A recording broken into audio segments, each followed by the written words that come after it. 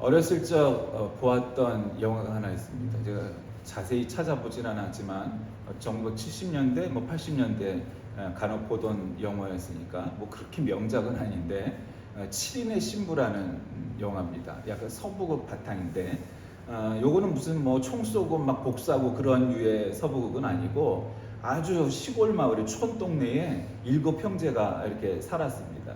근데 그 이름들이 부모가 재미나게 큰애는 아담, 둘째는 브라이언, 셋째는 찰리였나 뭐 이런 식으로 A, B, C, D 이런 식으로 쭉쭉 나갔습니다.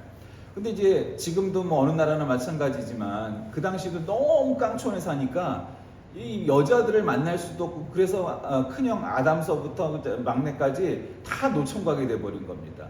그래서 이거 큰일 났다. 어떻게 해야 될까? 그러니까 좀 읍내에 나가서 아가씨들 그 댄스 파티가 이제 미국에 있었으니까 가서 댄스 파티 참여해갖고 한번 여자를 갖다가 이렇게 잘 사귀어갖고 데리고 한번 와보자. 이런 생각을 이제 했는데 세상에 연애도 해본 놈이 해보는 거지 모태솔로였던 이 산골에 사는 이놈들이 연애를 할 줄 알았겠어요? 아니면 여자들의 마음을 얻을 줄 알았겠어요? 모른다고. 그래갖고 불현듯 어떻게 해갖고는 또 우여곡절이 있어갖고 이 여자들을 이제 데려오게 됩니다. 하나를 알게 돼서. 그래갖고 그 하나씩 이렇게 하고 7명을 데리고 왔는데 그때가 이제 마침 겨울이었어요. 그러니까 아마 제 기억으로는 로키 산맥과 같이 그런 주변이었던 것 같은데 아주 높은 산이 있었습니다. 그러니까 눈이 이렇게 가득 쌓여 있었죠. 그런데 벼랑간 이 7명의 신랑들이 형제들이 지나간 다음에 여기서 산에서 눈이 그냥 아주 산사태가 나버렸습니다. 그래갖고 갇혔습니다. 거기는 얼마나 깡촌이냐면 그 사는 집이 한번 그렇게 산사태가 나면은 봄이 올 때까지 그거 안으로 들어갈 수가 없는 아주 산골 중에 산골에 살았던 겁니다. 그러니까 이제 겨우내 이 7명의 신랑들과 7명의 신부들, 처녀 총각들이 이 집에서 살게 됐습니다. 그러니까 어떻게 됐겠어요? 이 사람들이 전부 다 봄에 결혼하게 되는 이제 그런 얘기입니다. 그러니까 가벼운 코미디는 아니지만 거의 코미디 같은 그런 영화였습니다. 그런데 이제 그걸 하면서 제 기억이 정확하지 않은데 눈사태를 일부러 총을 쏴서 눈사태를 일으켰던 것 같기도 하고 아닌 것 같기도 하고 어쨌든 그런 영화였습니다. 그러니까 산사태 여러분 TV로만 봐도 산사태가 크게 나는 거 여러분 무섭죠. 여러분 활화산 일본이나 뭐 이런 나라들의 그 활화산 한번 보세요. 그 화산 분출해갖고 이 용암이 흘러내리면 정말 무섭죠. 여러분 우리 이번에 쓰나미 같은 거는 거의 생중계로 본 셈이잖아요. 여러분 쓰나미 넘치는 거 한번 보세요.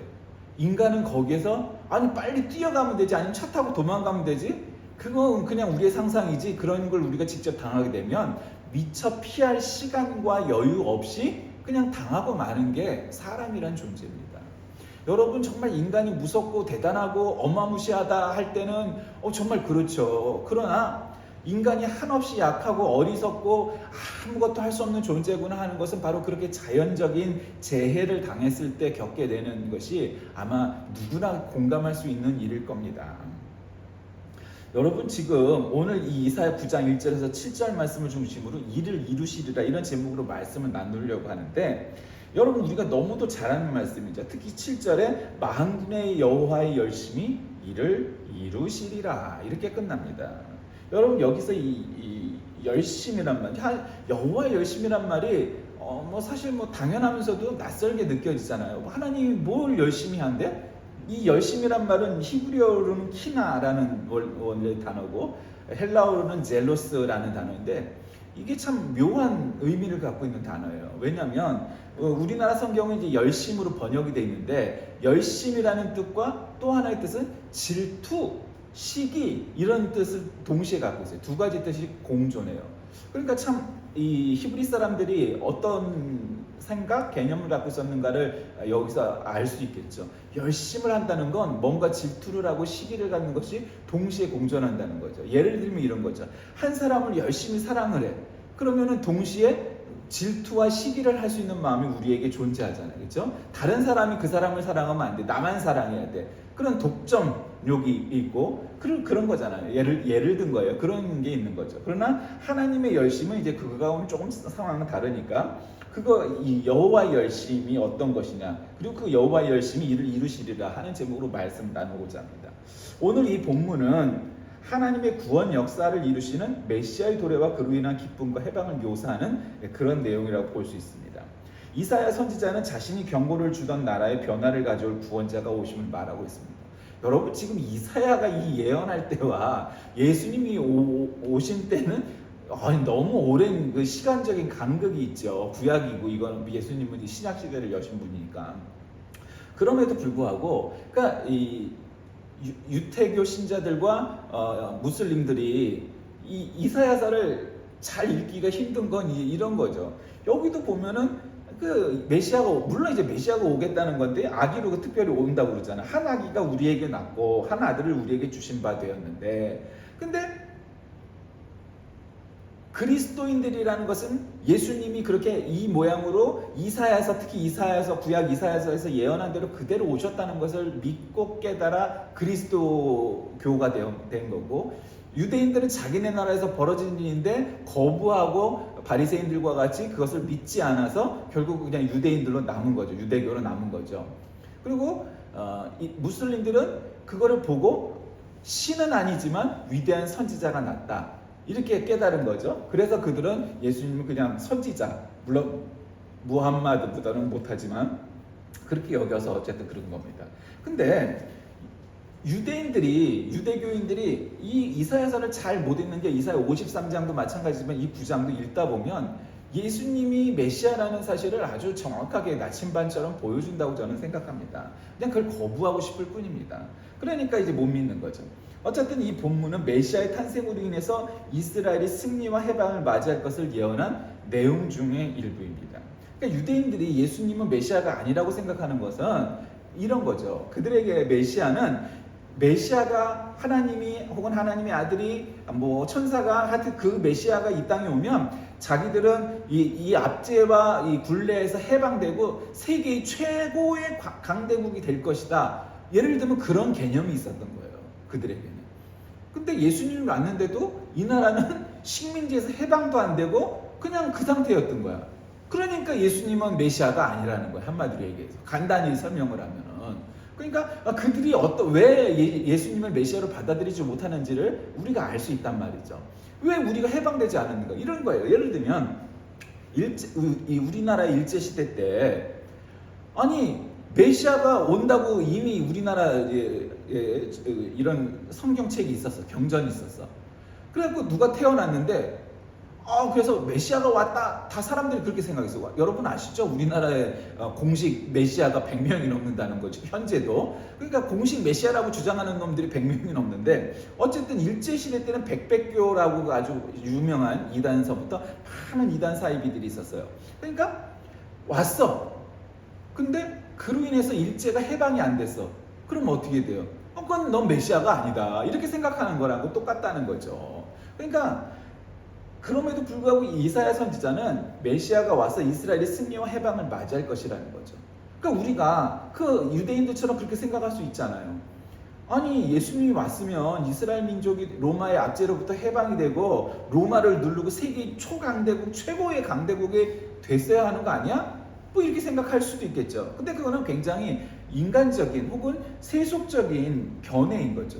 예수님이 오셨을 때 많은 바리새인들과 유대인들이 착각 혹은 오해했던 것은 바로 거기에 연유하는 거예요. 그래.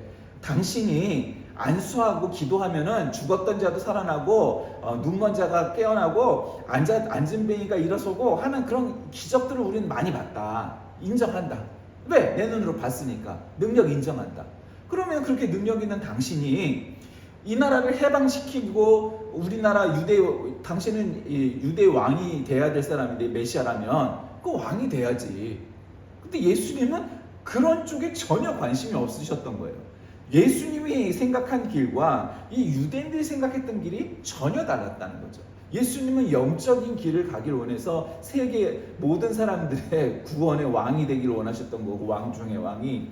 이 사람들은 이스라엘의 왕, 그것도 정치적인 왕이 되길 원했던 거예요.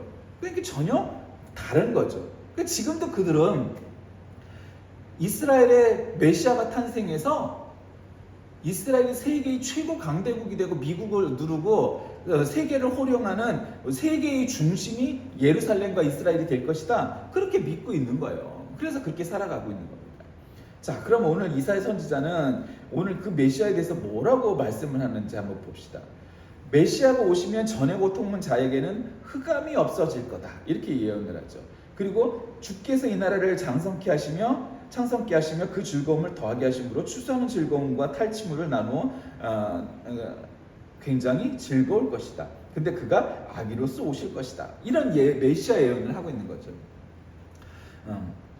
여러분, 메시아라는 게 뭡니까? 그러니까 원래 히브리어는 마쉬아흐 이런 발음인데, 마쉬아흐인데 이제 그 영어화되면서 서구로 넘어서 메시아라고 우리가 흔히들 부르지만 어쨌든 히브리어에서 마쉬아흐이라는 말입니다.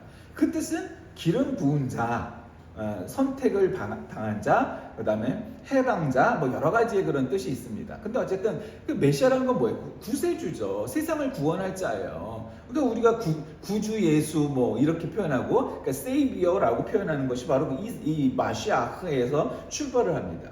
그러니까 아기로 온다는 거예요. 여러분, 그것도 사실은 뭐 많은 사람들이, 이스라엘 사람들이 생각했을 때, 아니 세상을 구원할 리가 왜 아기로 와? 하늘에서 구름 타고 갑옷을 입고 말 타고 멋있게 백마 타고 내려와갖고 창을 높이 치켜들면서, 칼을 높이 치켜들면서 다 나를 따라라 그러면서 이스라엘 사람들을 모두 데려가서 로마군을 그냥 그가 칼을 휘두르기만 해도 그냥 로마군들이 놀라갖고 막 도망을 가고, 메시아는 이 정도 돼야 되는 거 아니야? 이렇게 생각했다는 거죠. 근데 여러분, 예수님이 어떻게 오셨어요? 방도 아니고 마구간 구유. 구유가 뭐예요? 말의 먹이통, 밥그릇이잖아요. 근데 사람의 밥그릇은 깨끗이라 하긴 하지만 말의 그 밥그릇은 어떤 거예요? 그냥 나무로 보통 짜갖고 거기서 음식을 계속 주는데, 여러분 지금도 그렇지만 그때 먹이를 주면은 먹은 다음에 그걸 설거지해갖고 또 주는 그런 그릇이었나요? 아니에요. 그냥 계속 거기다 똑같이 주는 거예요. 뭐 1년 10달 가서 닦고 자실 것도 없어요. 물론 이제 동물들이 그것을 혓바닥으로 핥으면서 깨끗이 한다고는 하지만, 지금의 위생관념과 보건관념을 생각하면 그게 몸 깨끗하겠어요. 그리고 여러분 짐승을 키우는 데를 가보시면 알지만, 아무리 짐승을 깨끗하게 키워도, 가축을 깨끗하게 키워도 그 근처만 가도 여기 가축 키우는 데는구나를 향으로 알고 있어요. 향도 아니죠. 취로 알고 있어요. 냄새로. 왜요? 짐승 냄새가 나요. 특유의. 아무리 깨끗하게 해도 냄새가 나요. 그런데 그 구육간에, 말구육간에, 마구간에 그 구유통 안에 밥그릇으로 이 침대를 삼아서 태어나신 게 예수님이잖아요. 물론 거기다가 마른 짚을, 깨끗한 짚을 깔았겠죠. 그러나 어쨌든 그렇게 오셨어요. 그러니까 이제 이 유대인들의 입장에서는 예수님이 그런 모양으로 왔다는 것 자체가 창피한 거야, 한마디로. 그게 뭐야? 아니 태어나려면 좀 커다랗고 뭐 어마무시한 그런 집에 침대 위에서 태어났어야지. 아니 메시아가 그렇게 보잘것없는 방법으로 태어났다고? 라는 거죠. 근데 여러분, 우리가 늘 성탄절에 많이 얘기하는 거지만 이스라엘 사람도 아닌 동방박사라는 사람들은 과학자잖아요, 한마디. 물론 과학자, 뭐 주술사, 종교인도 있고 과학자도 있지만 그 세 사람 중에 그 동방박사 세 사람이 오히려 하늘의 별을 보다가 이거는 보통의 일이 아니야 이러고 알고서 와서 예수님을 찾아보는 그런 일이 생겼었잖아요. 그게 뭐예요? 어떤 경우에는 어줍지 않은 믿음보단 그렇게 과학과 합리를 앞세운 사람들이 더 정확히 알 수도 있는 것이 진리 혹은 진실일 때도 있는 거죠. 항상 그런 건 아니에요. 과학은 늘 한계가 있어요, 말씀드리지만. 그러니까 오히려 잘못된, 그릇된, 삐딱한 믿음을 가진 사람들은 오히려 그것을 이상한 믿음으로 승화를 시켜요. 오늘날에도 고등학교를 졸업하고 대학을 졸업하고 석박사를 가지고 과학화되고 뭐 인터넷의 시대가 되고, 여러분 얼마나 사람들이 똑똑해진 시대예요. 그런데도 의사, 변호사, 똑똑한 척하고 거만한 척하는 놈들이 다 이단 사이비 가보면 다 있어 거기. 왜 또 거기 가서도 또 앞장서요? 또 잘났다고. 내가 잘났으니까. 근데 다 이단 사이비에 입이 돼 있어. 아직도 미신을 믿고 그런 사람들 다 얼마나 많아요. 왜 그래요? 왜? 사람이 어리석어서. 여러분, 내가 석박사를 하면 똑똑해질 것 같고, 내가 재벌이 되면 대단할 것 같고, 내가 국회의원이나 대통령이 되면 어마무시할 것 같지만 우리 주변에 보세요. 아, 별거 아니구나 하는 것을 보게 되잖아요. 그 중요한 건 뭐예요? 우리가 보통 평범한 소시민으로 살아가더라도 그런 진리에 관하여서, 그리고 아주 명확한 진실에 관하여서 정확히 깨닫고 그것을 믿고 깨닫고 살아가는 것이 훨씬 더 중요하다는 것을 우리는 보면서 살아가게 되잖아요. 그러니까 메시아가 아기로 왔다는데 이 사람들은 그걸 용납할 수가 없었던 거예요. 그리고 로마군과 싸워서 독립전쟁을 해서 해방이 되고 이스라엘이 독립국이 되고 식민지에서 해방되는 걸 꿈꿨는데 안 된 거예요. 그러니까 예수님을 그들은 받아들일 수가 없는 거예요. 그들은 그 이유가 뭐예요? 그들은 영적인 것을 생각하지 않고 육적인 것, 신앙적으로. 그 다음에 우리가 일반적으로 얘기하면 이 종교적인 것, 신앙적인 걸 생각하지 않고 정치적인 것, 역사적인 것만 따진 거예요. 그러니까 그들의 눈에는 메시아가 아닌 거야, 예수님이. 그들은 영적인 것을 몰랐던 거예요. 영안이 닫혀져 있었던 거예요. 그 이사야 선지자는 하나님께서 야곱에게 말씀을 보내주시면서 그것을 이스라엘에게 임하셨다고 한 그 대목을 들어 가르칩니다. 원래 이 북이스라엘 백성은 다메섹 왕 르신을 의지하여서 교만히 행합니다. 이스라엘 왕 백인은 르신과 동맹하여서 자신들의 삶을 유지하려고 했습니다. 여러분 어느 때나 많죠? 여러분 일제 침략기에는 일본과 친하려고 하고, 러시아가 세면 러시아 편이 되려고 하고, 청나라가 세면 청나라 편을 들려고 하고, 미국이 센 것 같으면 미국 편 들려고 하고, 자주적이지 못하고 독립적이지 못하고 뭔가 센 놈 편 들어갖고 그 앞잡이 하려는 그런 이간배들이, 배신자들이, 매국노들이 어느 시대나 있어요. 왜 그래요?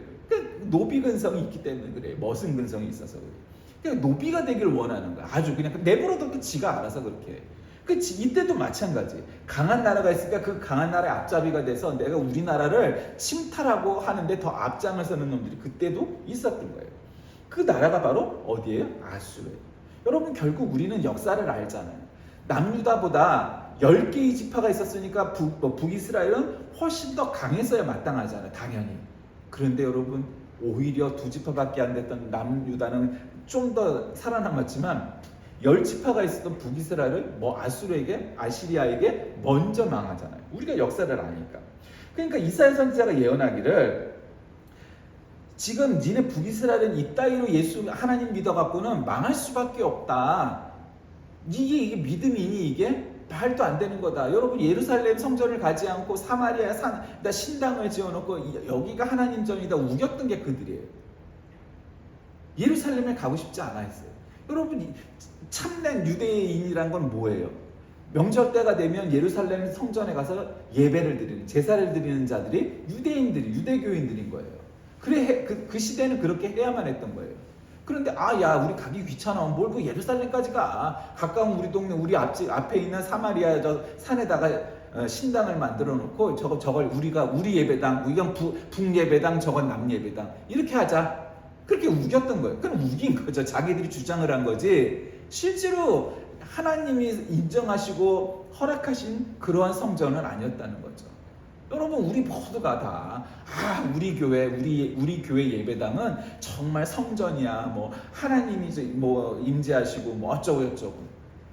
그래서 막 수백억, 심지어는 수천억을 들여서 막 천억이 넘는 돈을 들여서 어마무시 궁전과 같은 예배당을 짓는 그런 교회도 있고요. 어쨌든 소박하지만 그냥 몇 억짜리 그냥 작은 예배당이지만 정성껏 짓는 예배당도 있고요. 천차만별이죠. 중요한 건 그 건물의 크기나 예산을 얼마나 많이 들여서 어마무시하게 화려하게 아름다운 성전을 지었느냐 거기에 있지 않아요.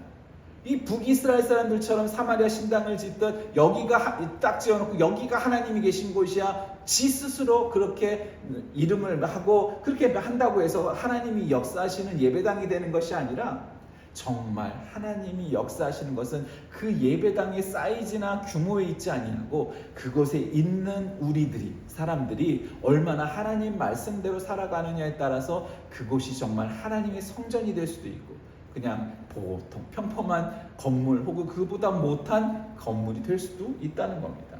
하여튼 북이스라엘은 아시리아에게 그렇게 멸망합니다. 그리고 또 하나님의 심판을 예언을 하는 거죠.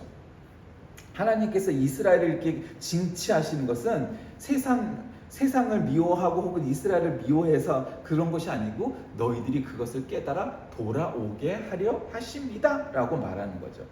그러니까 여러분, 얼마나 말로 그리고 행동으로 이스라엘 사람들이 하나님 앞에 죄를 짓습니까? 구약의 모든 내용들이 사실은 계속해서 죄 짓고 하나님이 야단치고 경계하면 또 다시 돌아왔다가 또 있으면 스물스물 또 하나님과 멀어져 갖고 또 저기 가서 또 죄 짓고 그리고 또 돌아오고 있어요. 그게 사실 구약의 역사라고 봐도 과언이 아니잖아요. 그 반복의 역사가 구약의 역사라고 해도 돼요. 그럼 뭐 구약의 역사만 그러냐? 신약의 역사도 사실 마찬가지죠.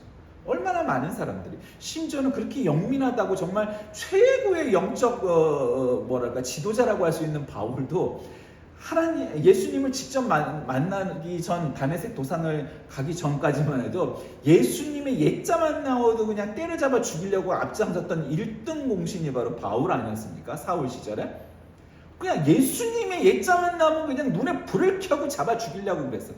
얘의 예자만 나오면 아니래. 그럼 어떻게 됐어요? 예수님을 만나고 그가 예수님의 가장 낮은 종이 되길 자처하면서 이름도 바울, 작은 자로 바꾸고 큰 자에서 그렇게 해서 결국 하나님의 사도가 된 것 아닙니까?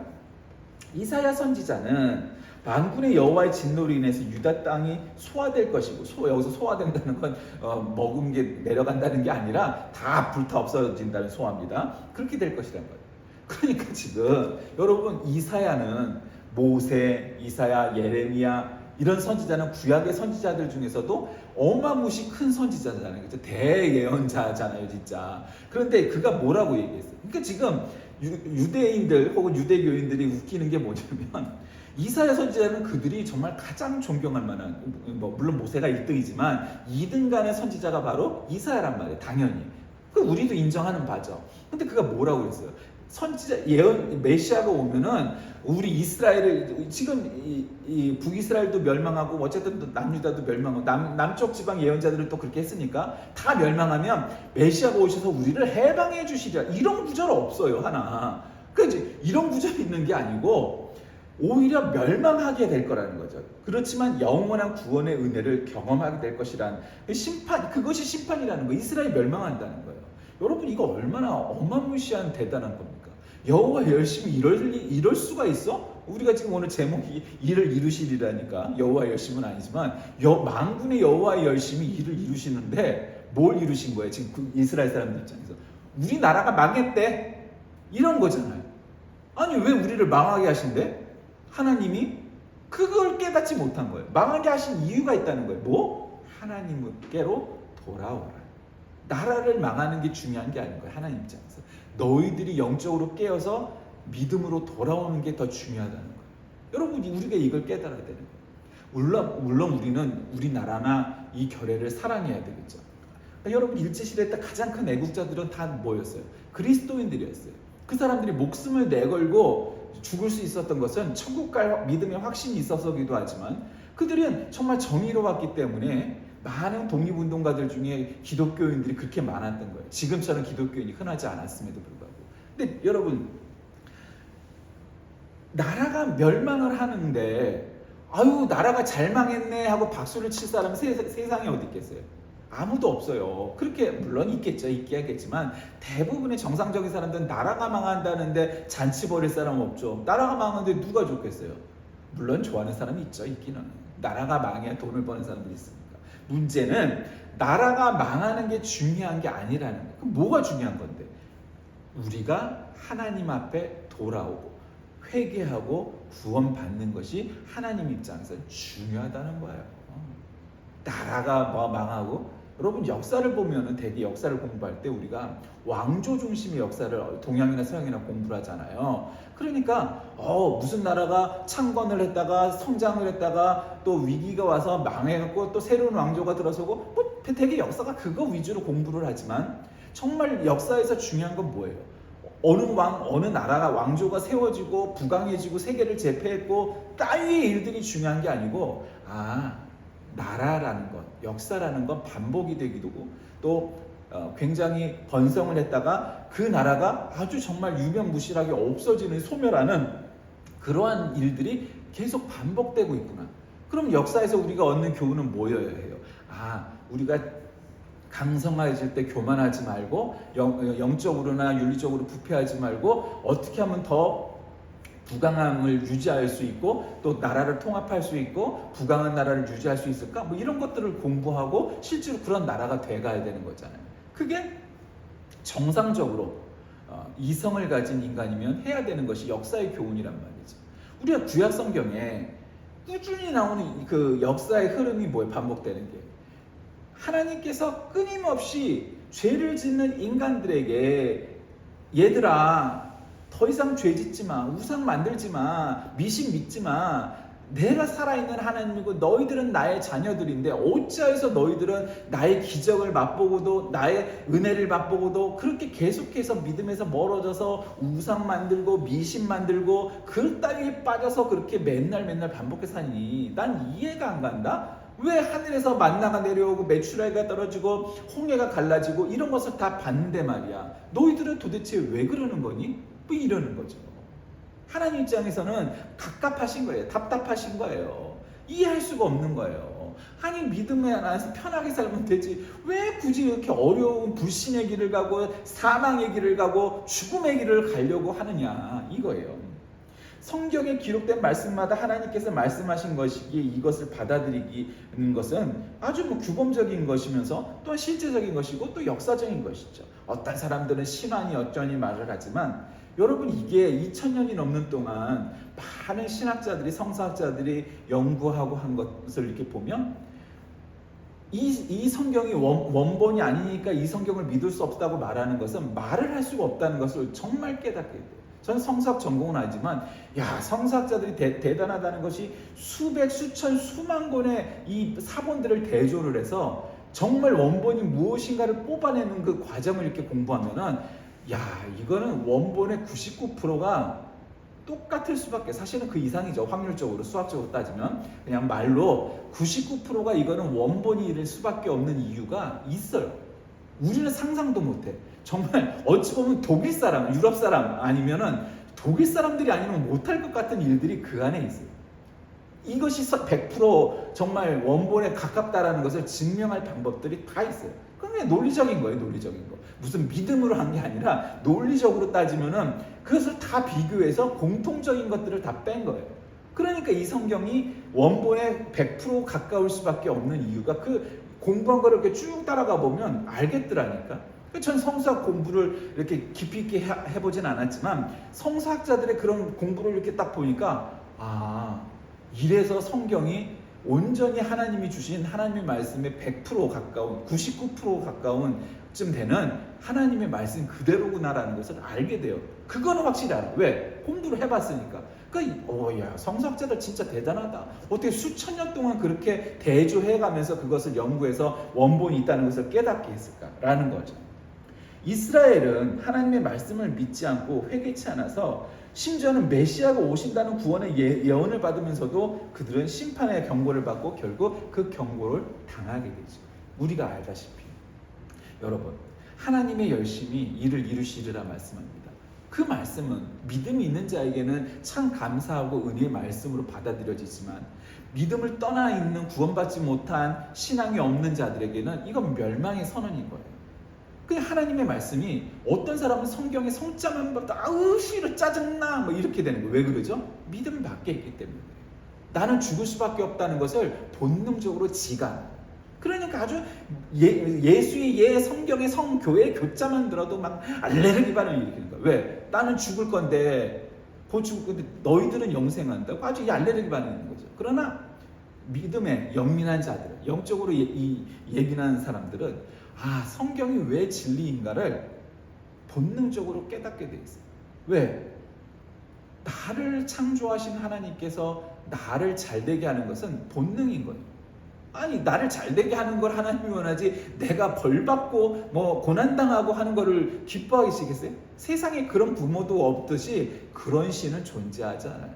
그러니까 무슨 힌두교에 무슨 수만 개의 신인데 선신 있고 악신 있고 그런 신화적인 그런 종교 차원의 그런 신 말고 세상을 창조하신 하나님은 그런 하나님이 아니시라는 겁니다.